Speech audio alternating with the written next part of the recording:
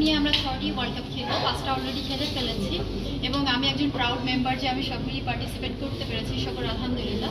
2014 world কাপে শুধুমাত্র শ্রীলঙ্কার সাথে ঘরের মাটিতে আমরা একটি ম্যাচ জিতেছি, সৌভাগ্য হয়েছিল। আয়ারল্যান্ডও ছিল, হ্যাঁ, দুটি ম্যাচ জিতেছি। সো আমার বিশ্বাস এবারের ওয়ার্ল্ড কাপটা আমাদের জন্য আসলে একটু টাফ। আপনারা জেনে থাকবেন যে কোনো এশিয়ান কান্ট্রি নেই, সেদিক থেকে এটা একটু ডেফিনেটলি টাফ। তারপরে নাথিং ইম্পসিবল। আমরা যদি কালেকটিভ পারফরমেন্স করতে পারি, যেটা আমরা 2018 সালের এশিয়া কাপে করেছিলাম, ছোট ছোট কালেকটিভ পারফরমেন্স দিয়ে আমরা কিন্তু টিম ওয়াইজ আমরা ম্যাচ উইন করতে সমর্থ হয়েছিলাম। সো আমার বিশ্বাস যদি আমরা সেটা আবারও করতে পারি, নাথিং ইম্পসিবল। আসলে আমরা বলতে পারি যে ডেফিনেটলি আমরা যদি এটা করতে পারি, আমরা ইংল্যান্ডকেও হারাতে পারি, সাউথ আফ্রিকাও করতে পারি এবং ওয়েস্ট ইন্ডিজকেও হারাতে পারি। আর স্কটল্যান্ড সবাই ধরেই নিয়েছে আমরা হয়তো স্কটল্যান্ডকে হারিয়েই ফেলবো প্রথম ম্যাচ। তবে এটাও আমাদের জন্য ডেফিনেটলি একটু টাফ হবে। আমরা চেষ্টা করবো অবশ্যই ম্যাচ জেতার।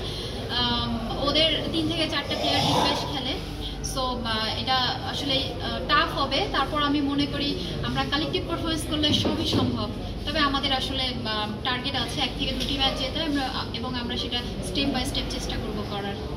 আমার কাছে মনে হয় যে যখন যেখানে যেটুকু প্রয়োজন আমার সামর্থ্যের মধ্যে, যতটুকু আমি জানি, সেটা যদি আমার পার্টিকুলার কোনো টিমের মেয়ের প্রয়োজন হয়, কোনো প্লেয়ারের প্রয়োজন হয় বা দলের প্রয়োজন হয়, ইনফিল্ড আউটফিল্ড, সেখানে আমি নিজের থেকে বলার চেষ্টা করি, গাইড দেওয়ার চেষ্টা করি।